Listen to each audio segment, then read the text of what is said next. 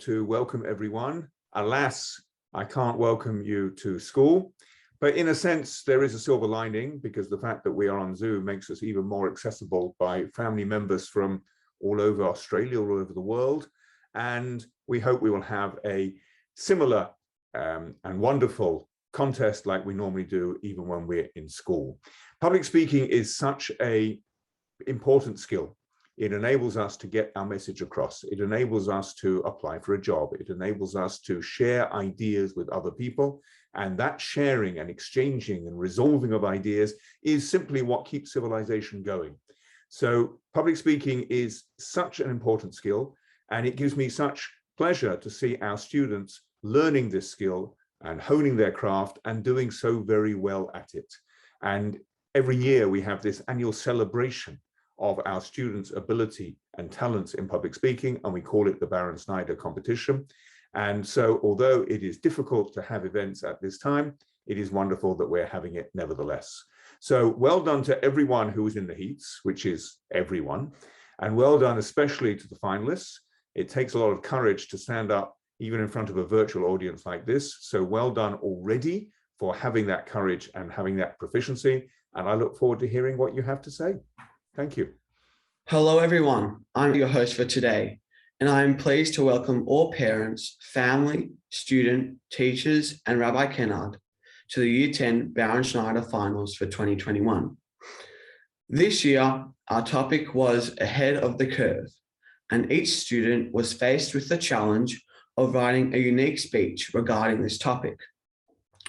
2 students from each class were then selected as Year 10 Baron Snider finalists. We would like to say Mazel Tov to these finalists, as well as to everyone who participated, as well as their English teachers, Mr. Coulthart, Mr. Martinez, and Mrs. Storm. Furthermore, we'd like to say thank you to Rabbi Kennard for adjudicating our competition today. Now, please enjoy this year's Baron Snider Finals via Zoom. Our first speaker will be from 10B.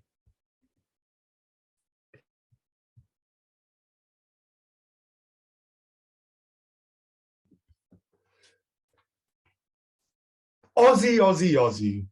What do these words really mean? Is it simply a chant or a statement of a comparatively young and progressive nation that aims to stay ahead of the social political curve? This is Australia, a shiny gem dubbed the lucky country. As Australians, we are the envy of so many. On paper, we have all the attributes to put us ahead of the curve. A country rich in beauty, filled with natural resources, no unsightly blemishes like civil war or political invasion. So I pose this question: has Australia learned what to do and conversely, what not to do by monitoring the history and practices of our immediate allies? Have we positioned ourselves at the forefront of the best social practices, or have we squandered a lead we could potentially grab? Just 1 year after our federation, Australia afforded white women the right to vote.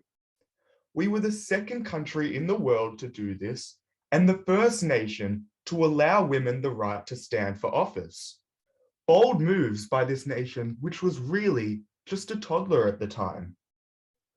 So while Australia was boasting a big tick for white women's right to vote, the glaring flip side was its mandate that led to the stolen generations. This was a dent on a developing nation that really should have set its moral compass on a different trajectory than past historical examples. A lack of respect, understanding, and protection of its Indigenous people has plagued the globe for centuries. Yet perhaps Australia could be considered progressive in its attempt to acknowledge wrongdoing. In 2008, the then Prime Minister, Kevin Rudd, delivered a public apology to Indigenous Australians. This speech was polarizing and arguably fruitless on many counts. However, it can be deemed a strong statement that what occurred was wrong, unjustified, and worthy of an apology. That said, this apology was a bold move that placed our relatively young nation ahead of others that had mistreated their own Indigenous people. Inspired by Rudd's speech, Canada's Prime Minister Stephen Harper and American President Barack Obama both subsequently offered public apologies to their Indigenous people. Cut to 2017, and Australia was once again moving towards the front of the social political pack. The topic of the day was same-sex marriage. While this issue was supposedly so weighty, it warranted a public poll. Australia was among the leaders and became just the 13th country in the world to legally sanction marriage equality. The lucky country was living up to its status and proudly evolving and adopting change. And this kind of evolution arguably places our nation ahead of the curve. And on a far more personal note, and one in which we can all relate to, Australia has allowed Jews to not only freely settle on these shores, but to thrive. At a time when anti-Semitism in Europe was reaching a peak, Australia bestowed the honour of its first native-born Governor-General on a Jew. Sir Isaac Isaacs held this post from 1931 to 1936. Arguably eclipsing Isaac's status is our current treasurer, the Honourable Josh Frydenberg. Josh became treasurer on May 29, 2019, and proudly wore a kippah and held a siddur when he was sworn into this position. Considering the Jewish population of this country, having one of our own hold this higher position is not only amazing, it's unprecedented. We are Australians and we are lucky. We live in a beautiful country that affords us a beautiful life. We have bolstered our young nation to ensure it proudly assumes its position ahead of the curve. Now it's up to our generation and beyond to continue to lead the way.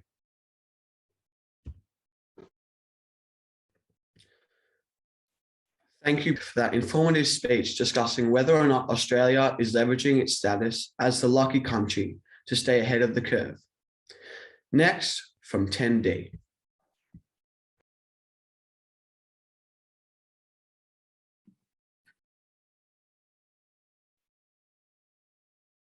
Imagine if you could be perfect. If you could be the best version of you. You were successful in all your endeavors, and failure is a concept you're not familiar with. Would a society of perfect people be a perfect society? IVF, or in vitro fertilization, is a complex medical procedure developed in Melbourne in 1973, used by infertile couples to conceive a child. The IVF process collects mature eggs from ovaries and fertilizes them with sperm in a lab. Almost 1 in 20 babies in Australia are born through IVF. In recent years, technology has advanced to also allow the embryos to be screened for undesired genes. Up to 30% of people accessing IVF utilize genetic screening. This technology offers great hope if one or both of a couple is a carrier of a disease that may affect their child's life. However, where do we draw the ethical line with this manipulation? When does staying ahead of the pregnancy curve become problematic? A close family friend of mine recently told me their IVF story. Unaware that they were carriers of a life-threatening disease, This couple conceived their first child naturally. Devastatingly, their child was born with a terminal disease, and she died before her second birthday. My family friends discovered that they were both carriers of the gene for the disease, and there was a 1 in 4 chance that the next naturally conceived baby would suffer the same fate. Through IVF, they successfully had their embryo screened for the genetic abnormality and chose a healthy embryo. Now, their family has 2 healthy teenage girls, despite the parents remaining carriers of the disease. The range of diseases that are available for testing is growing. There are diseases that are universally accepted as terrible to inherit. However, some diseases are considered more health impacting rather than life-threatening. Current IVF screening has reduced the rate of babies born with Down syndrome and dwarfism. People with these conditions can live fulfilling lives. Is it right to remove these genes? Many people in the deaf community are very uncomfortable with their DNA being described as a genetic anomaly and that their disability is to be avoided. Some deaf couples have even stated that they want to use embryo screening to actually bear deaf children rather than avoid them, and should have the liberty to utilise screening in this way. Many people fear that genetic screening will change the way humans reproduce. Instead of allowing reproduction to occur naturally or using IVF to select out terrible diseases, some people could go one step further and start changing the actual genes themselves in an embryo. While screening healthy embryos is legal, altering the genetic code in an embryo remains illegal worldwide. Indeed, in 2018, a Chinese researcher secretly created the first gene-edited babies.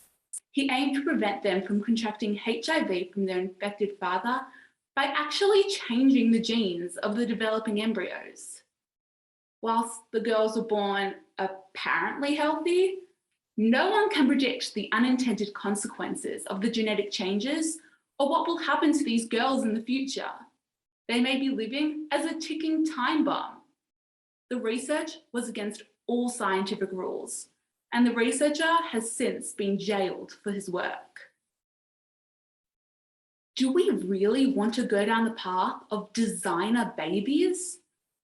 This would create huge ethical questions, particularly around safety and discrimination between those who possess inferior genes and those deemed more perfect.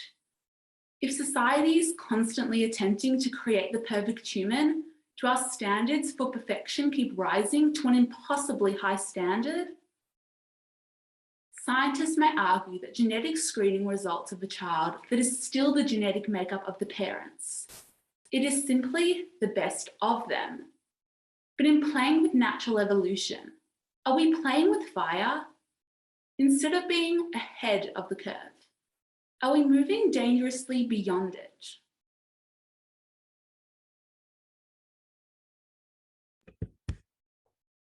Well done. Thanks for sharing your thoughts about getting ahead of the pregnancy curve. Now we will hear from of 10C. Coronavirus, COVID-19. We all know about it. The infectious and deadly illness caused by a virus which was newly discovered in 2019.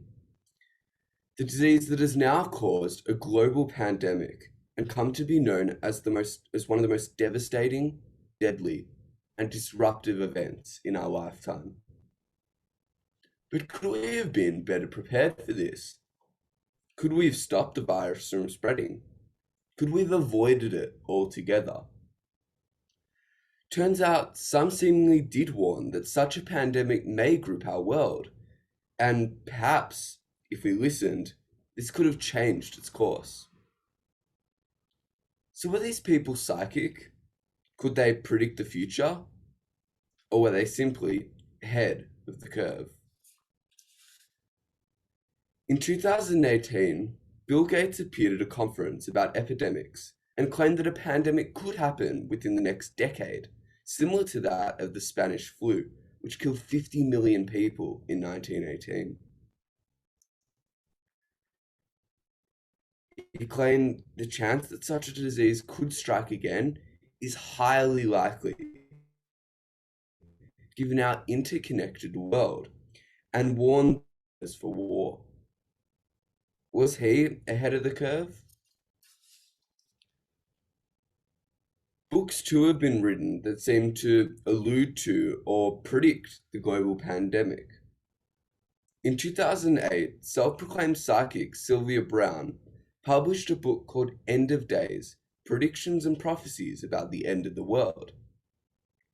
In it, Browne stated that in around 2020, a severe pneumonia-like illness will spread throughout the globe, attacking the lungs and the bronchial tubes and resisting all known treatments. A seemingly eerie prediction of the coronavirus outbreak. In a similar vein, in a novel called The Eyes of Darkness, written in 1981, author Dean Koontz described a fictional virus called Wuhan 400, which he aptly named due to its creation in the labs outside the city of Wuhan in China. The city we now know to be the place of the first coronavirus outbreak, as well as the theories that the virus was created in such labs. Were these writers ahead of the curve? Even Nostradamus, the French astrologer, whose famous prophecies seem to predict pivotal events in history, may have seen this coming. In his famous book, The Prophecies, not far from the Tiber, the land stained with blood, and diverse plagues will be upon mankind. The Tiber is a river in Italy, and since Italy was one of the worst countries of this outbreak, some have hypothesized that this is actually what Nostradamus was trying to tell us. But perhaps one of the most intriguing revelations of what was to come was on a 1993 episode of The Simpsons, which seemed to depict and possibly predict the global pandemic. In this episode, a sick factory worker who had what they termed the Osaka flu is seen coughing into open packages and then sealing them up to be sent off for delivery.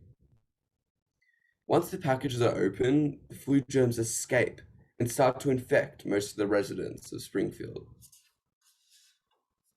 So, why didn't we take note and read the signs? I guess, with the benefit of hindsight, this is easy to say. So to avoid being caught unawares again, many are now trying to stay ahead of the curve. How? By finding out their future. The upheaval and uncertainty of the situation we now find ourselves in has led many to seek guidance from psychic and spiritual advisors, and as a result, this industry has recently boomed. In fact, based on data from Yelp, a business and services review site, interest in the category of psychic readings more than doubled in April 2021. According to James Alcock, a psychology professor at York University, he's not surprised, although concerned by the demand for such services. As he explains, people experience a lack of control and anxiety during these unprecedented times. And without definitive answers from scientists, experts, and governments, people are turning to these sources for reassurance and certainty. While some may doubt the validity and reliability of these services, they provide comfort for others and allow them to feel in control of their future and ahead of the curve. And if it's true that these psychics can really tell the future, then they may be able to predict if this is the winning Baron Snider speech. Thank you. Thanks for an excellent speech about the people who predicted the coronavirus. Our next speaker will be from 10A.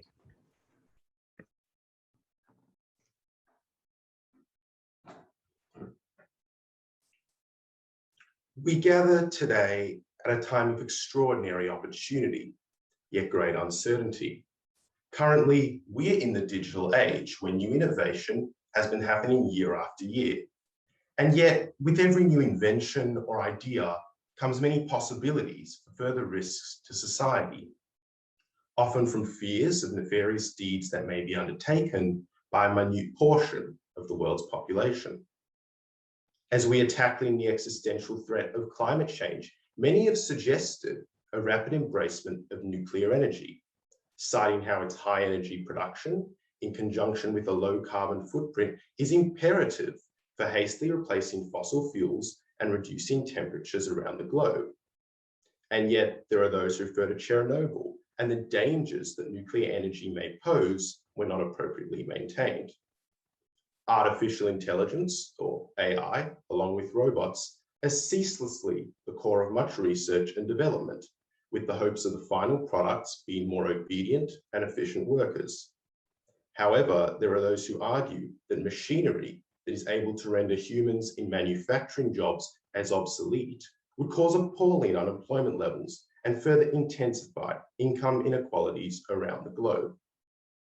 Even scientific and medical advances, while revered when triumphant in curing diseases or utilizing genetically modified organisms to combat world hunger, are conversely detested when research labs are associated with the origins of global pandemics, with many demanding an end to these types of programs altogether.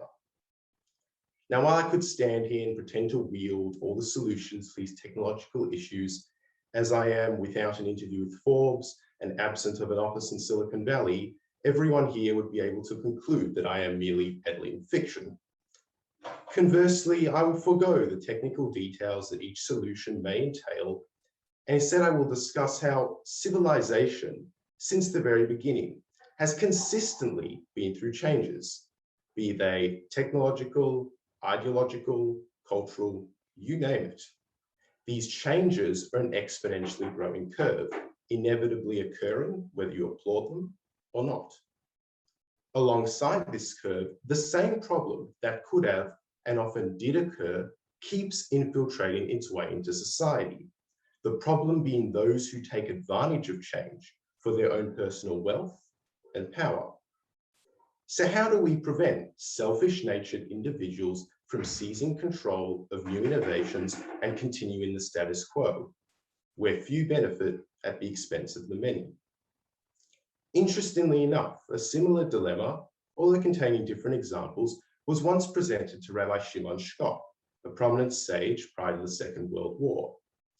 And Rabbi Shkop discussed the line between acting in one's self-interest and behaving in an altruistic manner, to which he came to the conclusion, which I'll paraphrase, that when one refers to I and acts in I's interests, while they may exclusively refer to themselves, an even greater person will refer to their community or even the world. In other words, there is no prohibition against acting in your own self-interest. Rather, there is an incentive to act in your interests and to the benefit of those around you. So, whilst the solution to pushing back against corruption that infests worldwide progression would certainly require a global effort, it begins here with all of us. Because although none of us are currently leading a cutting-edge technological company, and many of you may not share my interests in computer science or the digital age, there will certainly come a time when each and every one of us are able to undertake a series of actions that may benefit ourselves. But in that moment, you must ask yourself, who is I that is benefiting from these actions? And while you could continue to stand on the sidelines of the curve and act through purely selfish motivations, you could alternatively make the decision to benefit both yourself and those around you. If I told you that the next industry involved in a major worldwide advancement would prioritize the innovation and ethics of the application over profit, you may accuse me of referencing an impractical utopia. However, if enough of us begin to behave in a more selfless manner, this fantasy world would certainly become reality. Not only would we be able to confidently utilize nuclear energy and artificial intelligence and all the other great achievements that civilization will continue to make, but we would have created a better world for everyone, one that always acts ahead of the curve. Thank you for such a thought-provoking speech about how society must change its ways. Next, we will hear from 10B's second representative.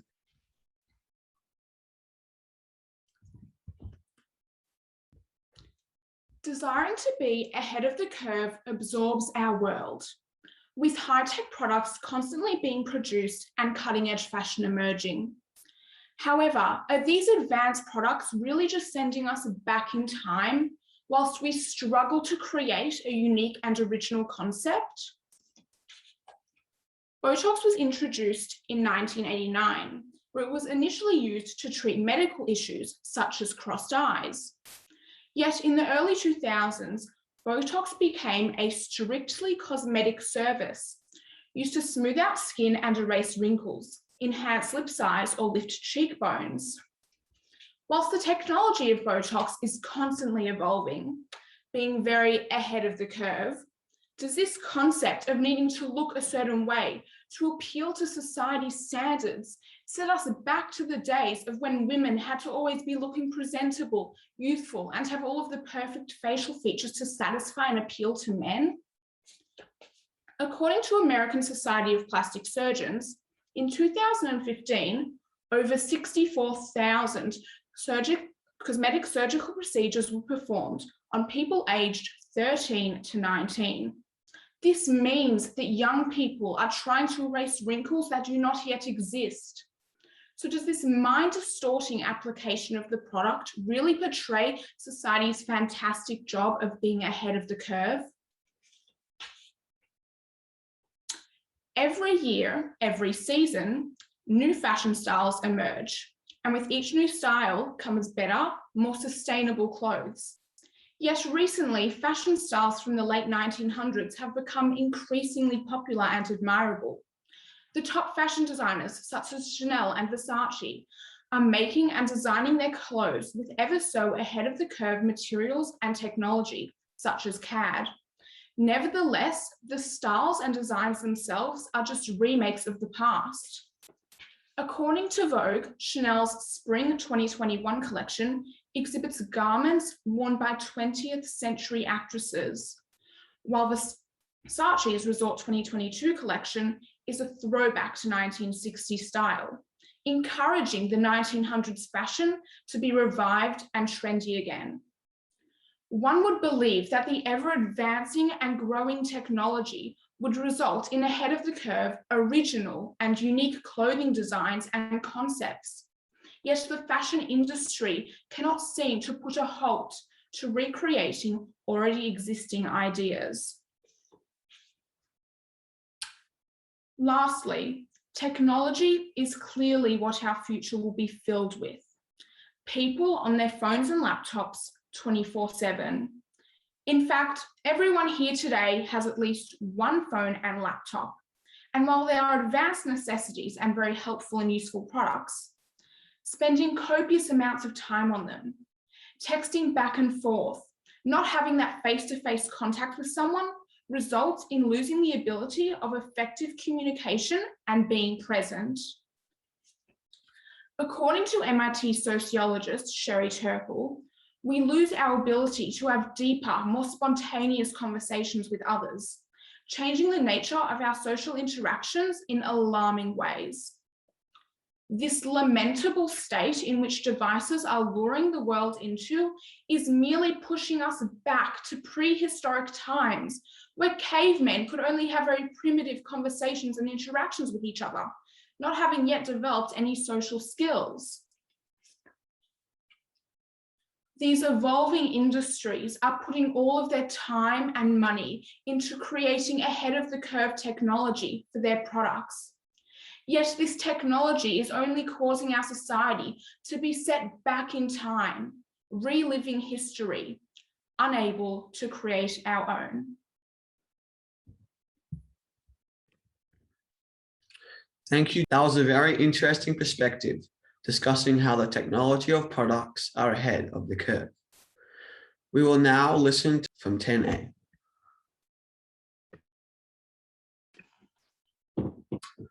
Elon Musk, Jeff Bezos, Richard Branson, Mark Zuckerberg, Steve Jobs, and maybe even Rabbi Kennard himself. They are all household names and people who undoubtedly were at one point in their careers or are currently ahead of the curve. Ahead of the curve, and how does one go about being ahead of the curve? A question that is thought about often by many people throughout the world. To be ahead of the curve is to be proactive, forward-thinking, and to plan thoroughly ahead. To work hard now so you can reap the benefits later.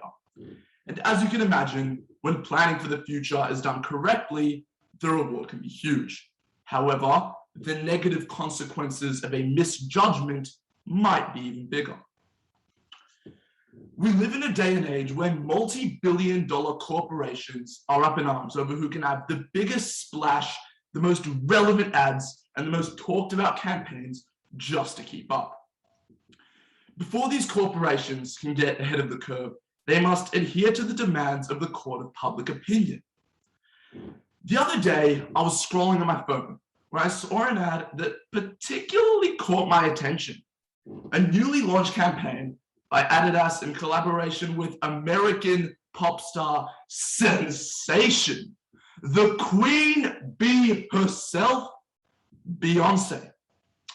A new line of clothing was being advertised. The colors were sensational, the photography immaculate, the creative direction unparalleled. But one thing I saw left a bitter taste in my mouth. I'm a man who has always appreciated and supported the inclusivity of people of all ages, sizes, genders, ethnicities, races, you name it, I support it, though what this advertisement portrayed left a sore thought in mind.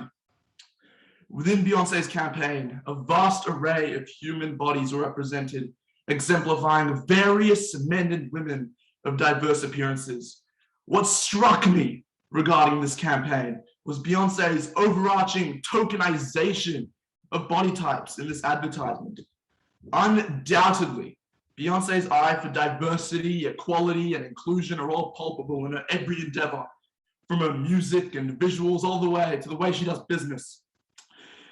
Beyonce's advertisement promoting her body positive campaign portrayed 3 women who were altering body shapes and sizes, representing body inclusivity for women. Unfortunately, the only 2 male figures present in this campaign look to be genetically blessed individuals with unrealistically defined masculine bodies. Beyonce's negligence of the selected males to model her campaign is only one of the probably millions of examples where advertisers have tokenized body types in order to appeal to the consumer. By dressing this campaign as a celebration of body diversity, Beyonce contradicts the purpose of her own campaign as the only people who can truly celebrate the underlying message of it are women. While Beyonce's campaign is definitely empowering to women, it disregarded the important body expectations in which it placed upon males. So Beyonce's so-called body positive campaign is just one small example of the societal pressure placed upon men and their appearances, proving to society that the current state of body positivity has, over time, grown a gender bias and is not so accepting of realistically shaped masculine bodies. To acknowledge the elephant in the room, the media must be aware that progressive narratives cannot exclude when they are trying to preach acceptance. And the irony is that in these cases, when companies try so hard to stay ahead of the curve, they can often end up falling behind it. We cannot let big names brainwash society's perception of what is and is not expected in a body, disregarding and underrepresenting a significant portion of real people in the world. So, to end this off, until something is done, and the proper steps are taken to resolve the damaging male body expectations set out by the pioneers of marketing, I suppose I'm expected to skip a pizza sub at the Cap for a protein bar.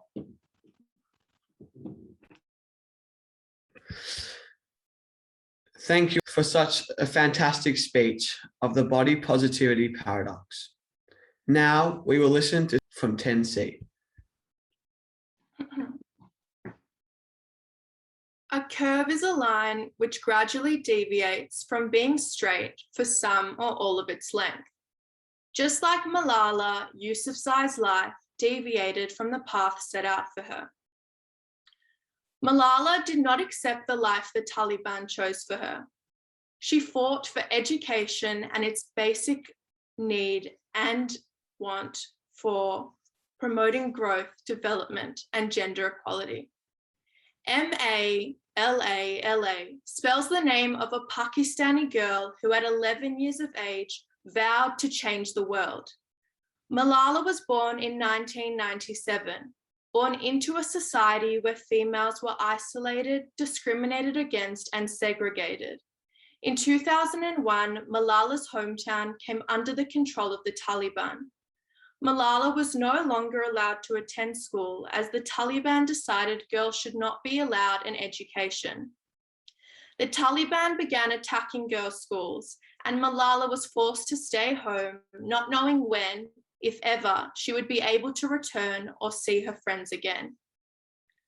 Malala had a drive to learn, and she did not want to accept the idea that she would achieve less because she was female. In 2009, at 11 years of age, Malala, who used an alias name, began blogging for the BBC about living under the Taliban's threats to deny her an education. Malala showed there was no age limit to stand up against injustice and go ahead of the curve. Her activism resulted in a nomination for the International Children's Peace Prize and the Pakistan's National Youth Peace Prize. Learning about Malala's actions, the Taliban issued a death threat against her. And in October 2012, a masked gunman boarded her school bus, shooting her in the left side of her head. The world's hope for gender and educational equality was shattered, and fear took over. Malala survived this attack and continued her fight. She wanted to be in control of her life no matter the challenges along the way. Malala did not accept defeat. She went ahead of the curve, forming a petition to advocate change, not only in her city, but all over the world. The Malala petition received more than 3 million signatures and led to the UN recommitting to the target that children everywhere would be able to complete a full course of primary schooling by 2015, and leading to Pakistan passing the Right to Education Bill 2012, guaranteeing that all children aged between 5 and 16 have access to free education. Parents who refuse to send their children to school and employers who hire school-aged children can now be imprisoned under this new law. We can support Malala's cause by donating to the Malala Fund to assist with the impact COVID-19 has had and will have on girls' education, or getting involved in Malala's newsletter, assembly, and signing petitions like Stand with Malala to raise our voices for millions of girls around the globe, because together our voices can change the world. We can also adapt our own lives and learn how to make change and be ahead of the curve, just like Malala. She is a role model to many and a leader to all, a confident, strong-minded, well-spoken woman who is not a bystander. She saw a problem and was driven to address it, instead of accepting injustice, inequality, and discrimination. From Malala, we learn how to be good leaders, how to stand out from the crowd and achieve change by going ahead of the curve. If you see something that needs changing, speak up. challenge it, and do not give up. Education is a basic right for individuals everywhere. And it is so important to have strong leaders like Malala remind the global community how wide of an impact even one person can have. To stand out from the crowd requires you to stand up and stand for what you believe in. Don't be a bystander. Be ahead of the curve.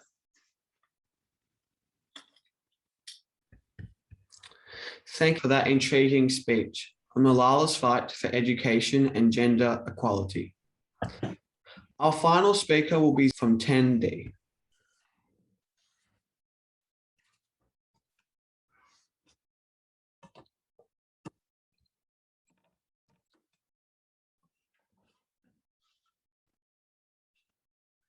Picture it.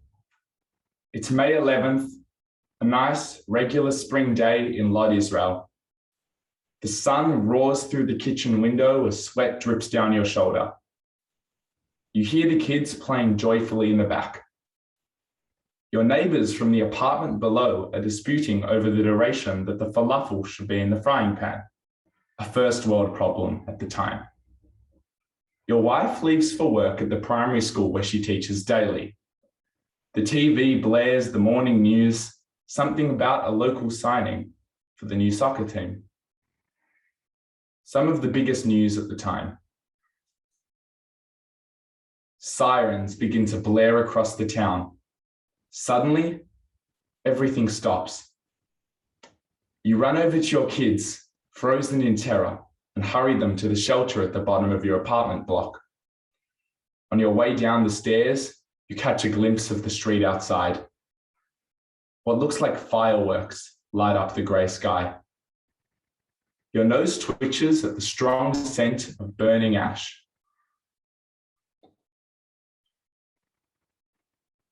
Through the hundreds of people fleeing down the stairs, you can't find your youngest son. You think of your wife caring for her class of restless 11-year-old students. This is the crushing reality that Israelis faced in the Israeli-Palestinian conflict earlier this year. 50 kilograms in weight, 244 centimeters in length, and 11.5 centimeters wide. Designed in 2001, the commonly used rocket labeled Qassam was utilized by Hamas in order to kill and harm Israeli citizens. Approximately 4,000 rockets were fired from Gaza between the 10th and the 21st of May. Despite these forceful attacks, Israel was not left helpless. With a 90% success rate, Israel's Iron Dome is said to have intercepted around 50% of these rockets. Thanks to the Iron Dome, destruction in Israeli towns and cities were limited. The project began in 2007 with Rafael Advanced Defense Systems and was first operational in 2011. The Iron Dome aims to intercept rockets from enemy forces. As an enemy fires, a radar system tracks and detects the curve of the rocket.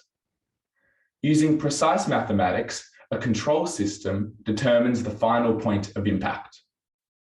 Finally, a missile is fired in order to intercept the rocket in the air. The Iron Dome was built to protect Israel and its citizens. Finally, you arrive at the bunker. It's dark, cold like a corpse. Sweat overwhelms the smell of the miniature room. Diminished by the sounds of Israeli and Hamas rockets colliding midair, crying babies and concerned Israelis scurry to find their families. Not only does the Iron Dome intercept enemy rockets ahead of their curve, the Iron Dome remains extremely ahead of its time to this day. It is unique due to the fact that it can defend against short-range threats, for example, from the Gaza Strip. Compared to similar technology, it is extremely compact, although can still protect the whole of Israel with an extensive range of up to 65 kilometers. Being one of a kind with the highest efficiency of any air defense system in the world, the Israel's Iron Dome is a prime representation of thriving modern technology. The bunker doors open. You are informed the fire has halted. You assist your frightened children up the stairs and back into your apartment. You reflect. You wonder, was it truly over? Of course not. There is only one way it could end: peace. To quote Yitzhak Rabin, we can continue to fight, we can continue to kill, and continue to be killed. But we can also try to put a stop to this never-ending cycle of blood. We can give peace a chance. This quote portrays the indefinite struggle Israel will face until peace is reached. While the Iron Dome acts as a temporary safe net for Israelis, Israel's inability to communicate and to coexist with Palestinians due to the terrorist ideology of the Hamas organization leads to uncertainty and hardship for both Palestinians and Israelis. To be ahead of the curve in achieving temporary safety with the Iron Dome is one thing. To jump over the curve and leave it behind by achieving harmony is another. Thank you. Thank you for that amazing speech about Israel's Iron Dome. Thank you everyone for your patience, and thank you to our speakers. And let me start by thanking our MC, who did a great job. And before I talk about the individual speakers, I just want to say how very, very hard it is to give a public speech on Zoom. And watching you guys do it reminded me just of the great challenge of not having feedback from one's audience, not being able to work the room, not knowing how your points are falling. It makes the job several times harder. So well done to all of you. So I want to say a few words about some of the particular qualities of our speakers, and then we'll get to the winner. And it's always a good technique to start with a powerful opening, as many of you did, but I particularly liked opening. And I think you really you painted a picture, a very vivid picture, and you really hooked us in straight away with your tension building description of a rocket attack in Israel. Well done. Now, something I'm personally always very keen on is structure. And I like a speech that takes you carefully through the argument.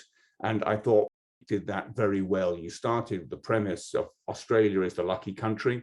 And then you said, but we have a question. Are we always ahead of the curve? And then you brought in examples one way or the other. And I particularly did like that structure.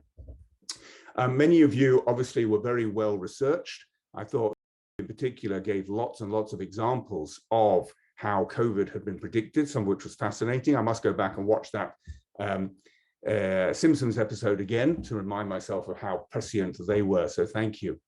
But I also thought that I think you did a great job of taking your facts and weaving them into a story. You also did a lot of research, and there was a lot of statistics and information, scientific information in your presentation, but you made it into a story. You brought in personal examples, and I thought you kept us engaged very well. Something that I like to see, and I think makes a big difference in one's speech, is passion. And I thought really demonstrated that. You talked about Botox and fashion and how we're told how to dress and how to look. And I guess it's a cause dear to your heart, as it should be to all of ours. And your passion really came through. There's always a skill and there's always a challenge in not sounding boring, in modulating one's voice, in going loud, soft, high, low. And I think you did that very well, perhaps even a tad too much, but you certainly kept us listening the way you varied your voice and you made it appropriate to the story that you were telling. Thank you. Talking of how you tell the story, There's, and again, always attention about hand gestures, which I'm doing now. Hand gestures are important because, especially even on a Zoom situation where we're basically in a little box and you can just see the head, in order to get other means of telling the story alongside one's mouth and one's words, hand gestures are very important, as is one's body language in general. And I thought you did that very well. You used your whole body to tell the story, even within the confines of a Zoom screen. And I think there's one left, so you know who's coming next. I liked your presentation. I liked your story of Malala. And I particularly liked your call to action. Something that you did, which I think was almost unique, was you said, let's do something. Let's join Malala's campaign. Let's be inspired by her. So well done to all of you for those qualities and for many others. Like I said at the beginning, Scopus has a fine tradition of excellent public speakers. We're now in year 10. We're nearly at the top. We're nearly at the end of our public speaking journey through the Baron Snider. And we certainly heard some very, very high quality speeches today. And I know it's a cliche, and I know it's what a judge always says, but it's usually true that it was a very hard decision to make. But in the end, I felt that there was one speaker who combined a lot of different qualities. And in particular, amongst all the other qualities, I like the way that this speaker spoke in a natural way. This speaker didn't sound like they were giving a public speech. They sounded like they were talking to us, which is also a great skill and a great strength. So for that reason, and for others, the winner is, congratulations to everyone, congratulations to. And back to Mrs. Storm. Thank you. And that's, yeah, a great decision. I'm so glad you took it off our hands, Rabbi Kennard. It's always really tough. Congratulations, everyone. And I think final word go to our host of the day, if you've got something to say, and then we're done. Yeah. Thank you once again to Rabbi Kennard for adjudicating. And thank you all for joining us to listen to these great Baron Snider speeches. And well done to the finalists and all who participated. I hope everyone stays safe and healthy during these times. Thank you. Beautiful. Thank you very much, everybody. Enjoy the rest of your day.